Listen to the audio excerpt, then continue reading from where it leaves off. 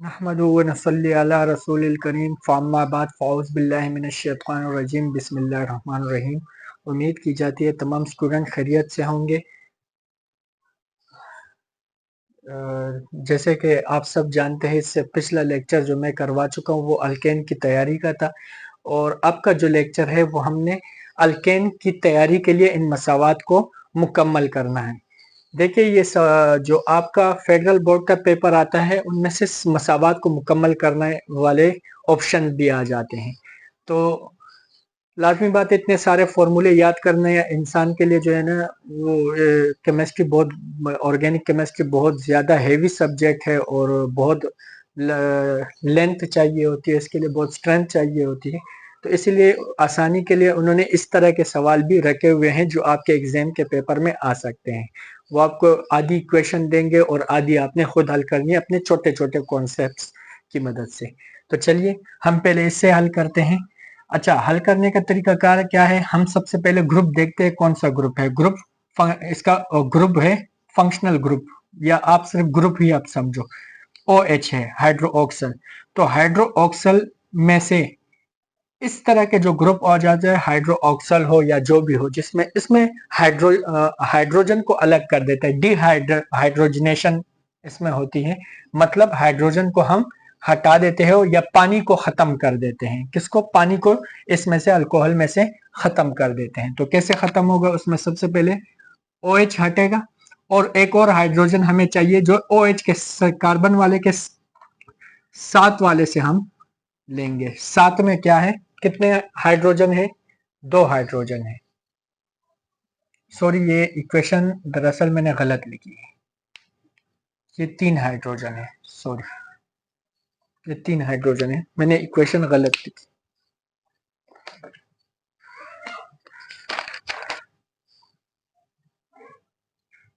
जी बिल्कुल, ये 3 हाइड्रोजन थे।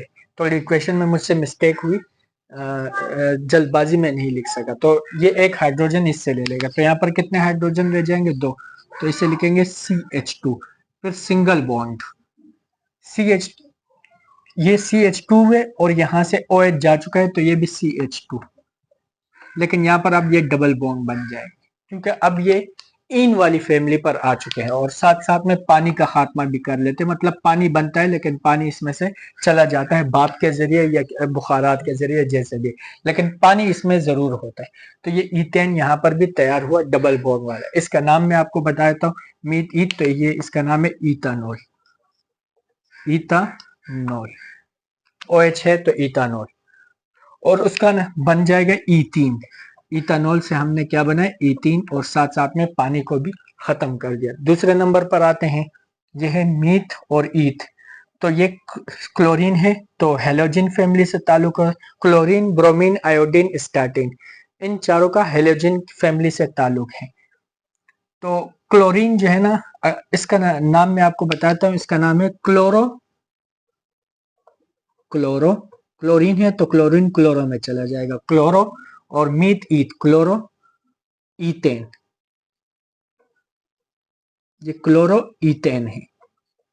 अब क्लोरो ईथेन को हमने ईथीन में कन्वर्ट करना है और क्लोरीन को हटा देना है।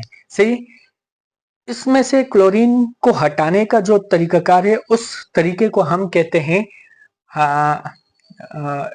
D hydrohalogenation. इसे क्या कहते हैं? D hydrohalogenation. इस तरीके को हम क्या कहते हैं? D hydrohalogenation. मतलब हम तो हेलोजन को हटाते भी हैं, लेकिन हेलोजन के साथ साथ हम हाइड्रोजन को भी हटा देते हैं। यहां से एक हाइड्रोजन भी हटेगा। तो बनेगा कैसे? ये पोटाशियम है और ये क्लोरीन। ये पोटाशियम और क्लोरीन आपस में रिएक्शन करेंगे और यहां से इस कार्बन से, ये जो क्लोरीन जिसके साथ है, इसके साथ वाले कार्बन से हम एक हाइड्रोजन लेकर पानी बना देंगे। तो ये 3 प्रोडक्ट्स बनेंगे। एक प्रोडक्ट होगा पानी, दूसरा प्रोडक्ट होगा पोटाशियम और क्लोरीन। तो पोटाशियम और क्लोरीन एक दूसरे के साथ तामुल कर सकते हैं।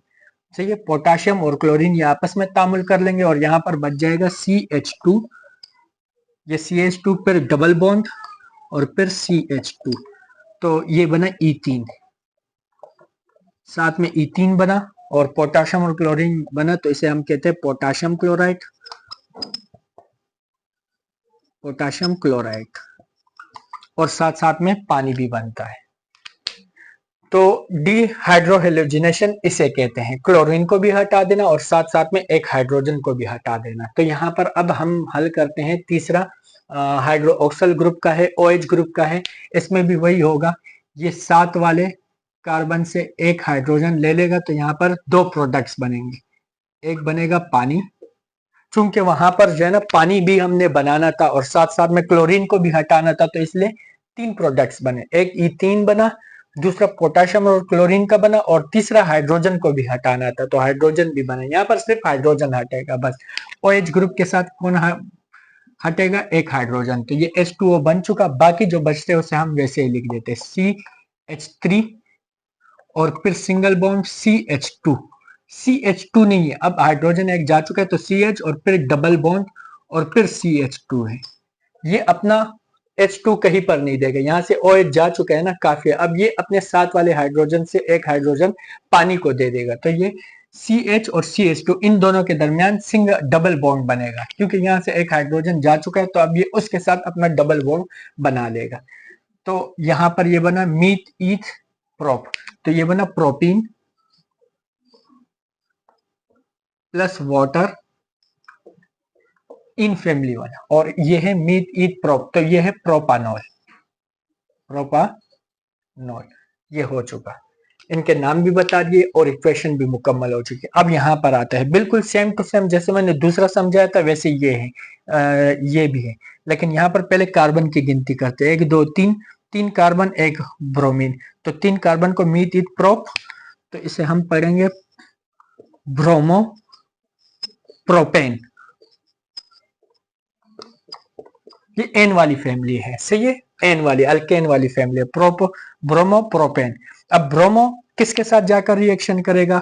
पोटाशियम के साथ। इसे मैं लिखते नहीं, सिर्फ आपको समझाना है। अच्छा, ब्रोमीन तो पोटाशियम के साथ चला जाएगा। एक हाइड्रोजन हमने लेना है पानी के लिए, क्योंकि ब्रोमीन को भी हटाना है और साथ साथ में हमने पानी को भी हटाना है। मैंने आपको बताया था डिहाइड्रोजनेशन यहाँ पर होगा। क्या होगा?